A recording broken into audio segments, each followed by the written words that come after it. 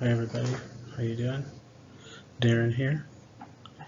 It's like 2 o'clock in the morning. I'm doing what every good professor does, record a lecture. So this is the introduction to RBT course, HTH E36201. This is module number 1, the field of ABA in the 21st century. So let's get started.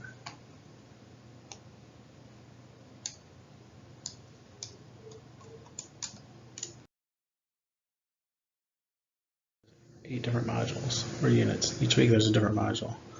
The module contains a reading, assignment on the BDS, online postings, and a brief writing assignment. I think there's only 1 week where there's a writing assignment. It's optional. So this is how things kind of work right now. The first 4, intro to ABA, that's today. Next week is measurement, assessment, documentation, and reporting. Then we have a couple more. There's not 8, there's 9. So 5 is behavior reduction and replacement. 6 is behavior reduction and replacement 2. Skill acquisition 1 and 2 is 7 and 8, and module 9 is ethics. We take ethics very seriously in ABA, and you'll learn more about that in the final week of the course. The final content week, sorry. We're going to get on to the actual module itself. Intro to ABA, module 1.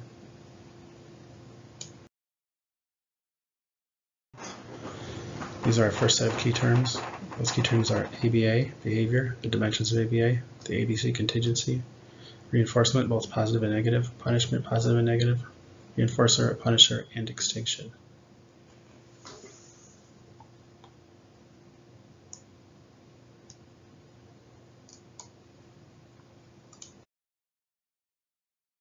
Of misconception out in the world as to what ABA is. So we have the sense of behavior analysis, which is a psychological approach developed in the late 1800s.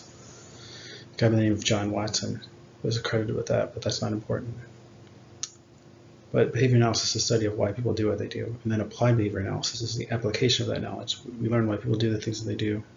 We help them change their behavior or modify their behavior to benefit them. As my mentor, Dr. Ron Leaf, says, it's simply outstanding teaching.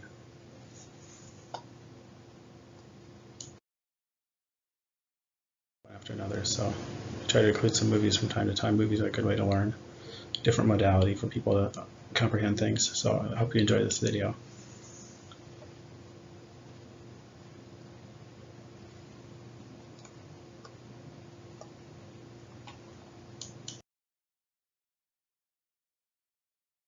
So what is behavior? This is the textbook definition. It is anything that someone says or does that can be observed, recorded, and measured. So we focus on things that we can observe and understand.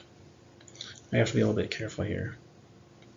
But for the most part, just about any behavior can be measured or quantified and studied in some way.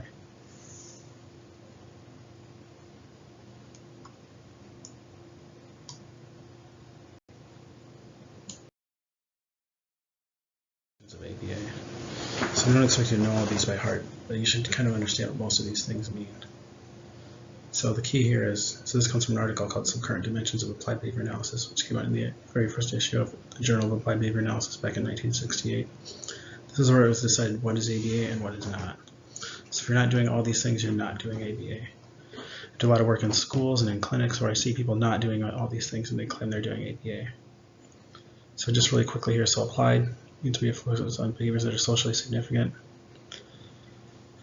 So if someone wants us to focus on pencil tapping, we usually say no. But if they're biting themselves, we say yes. So one can benefit the client, one doesn't make a difference. We focus on the behaviors that make a difference. The behavior must be, we want to improve the behavior, it must be measurable.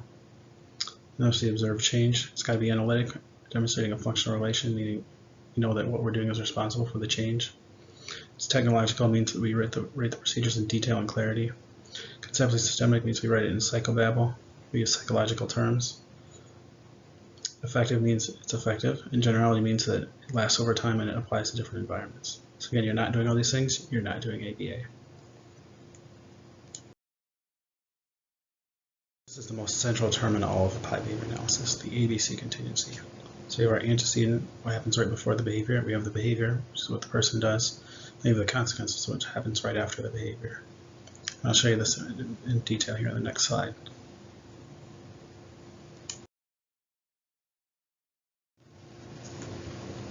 So here we have our classic ABC contingency. And a friend of mine put this together for me. So we have our antecedent. Mom is talking on the phone. Behavior, the child screams. And then mom yells at the kid to be quiet until I get off the phone. So we have the behavior, what happens before and what happens after it. This is a central premise here. So we have our antecedent, behavior, and consequence. We have here an establishing operation, which we'll talk about a little bit later on in the course. But the idea here is this. I can intervene here. I can intervene here to change this.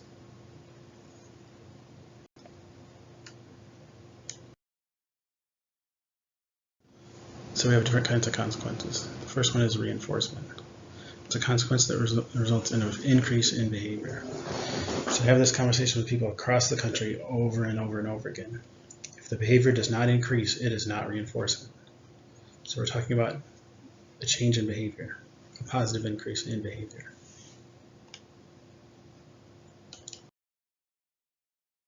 Two kinds of reinforcement. Positive means we add something. We give the student a token. We give the student a prize. Or negative means we take something away. So negative reinforcement is like when a telemarketer calls me, I avoid the call, let it go to voicemail. I'm rewarded by avoiding the conversation. So my behavior increases, I keep avoiding the call in order to avoid the conversation.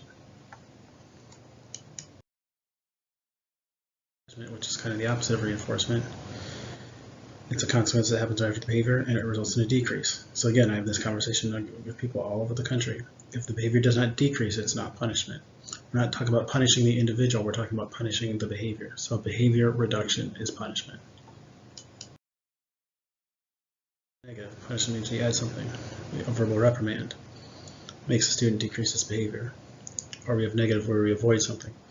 So if I park illegally and get an expensive ticket, my behavior parking on that street goes down because I don't want to get another ticket. I'm negatively, it's a negative punishment. I'm avoiding it. My behavior decreases because I'm avoiding something. So reinforcer is a stimulus, which is anything in the world, such as reward or removal of something in present, then increases the behavior. So again, if the behavior does not increase, it's not a reinforcer. Is the opposite. It's something in the world that causes the behavior to decrease. So again, if the behavior doesn't decrease, if there's not a reduction in behavior, it's not punishment. And again, we're not talking about punishing the individual, we're talking about punishing the behavior. Then we have the concept of extinction, where we stop rewarding the behavior. So somebody talks all the time, I stop talking to them, eventually they stop talking to me. When we don't reward the behavior anymore, eventually it stops or becomes extinct. It's the term extinction.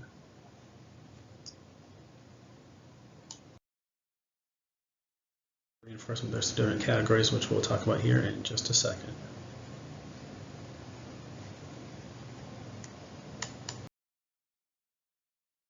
So the first form of positive reinforcement is attention.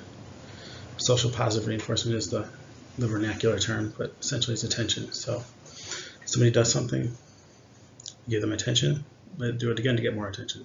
So when my son was a baby, he learned that if he cried, I would walk over to him. He still does that. He's 3 now. You'll see him in future videos, hopefully.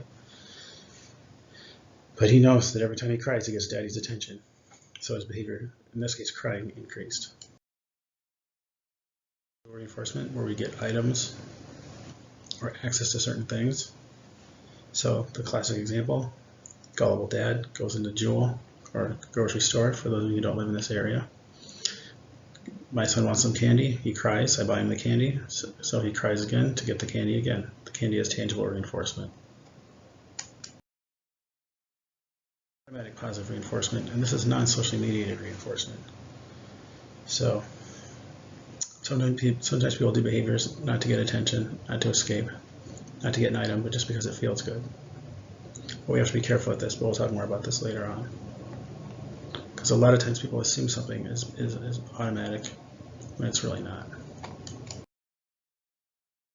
Then we have negative reinforcement, which is escape. So again, like we talked about earlier, people do a behavior to get out of doing work or to get out of a demand.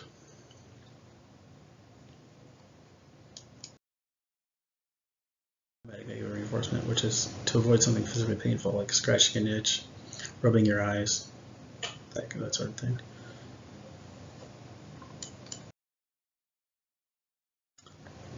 So this is a little diagram of reinforcement and punishment. So again, reinforcement increases behavior, punishment decreases behavior. You have positive and negative, meaning we add something or take something away.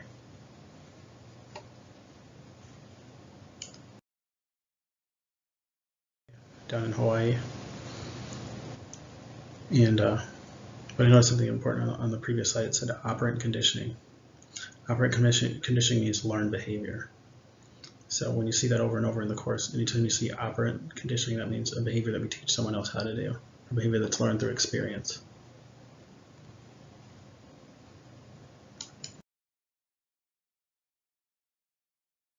Next slide is optional. It's about an hour and 20 minutes, I think. This is from the man who taught me most of what I know about ABA. And I include this because so you can learn a little bit about me. So I come from the tradition of Ivar Lovaas or the EIBI camp. There are different specialties, there are different areas of ABA, especially even in the field of autism. But Lovaas was one of the first ones who was able to successfully educate people with autism. We'll talk more about him later on. You'll actually see him in a couple of videos under discrete child teaching. I encourage you to watch the first 5 minutes. It tells the funny story about how I actually got into ABA.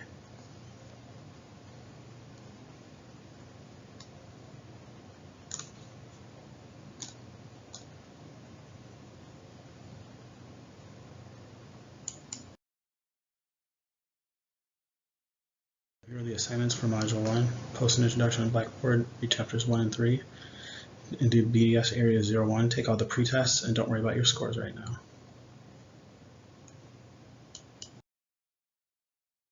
Congratulations, you made it through Module number 1. Any questions? I'll be around at my regular office hours or also at random times. If you check on Collaborate, sometimes I'm there if you get lucky, or you can make an appointment. But good luck, and we'll look forward to seeing you in the next module.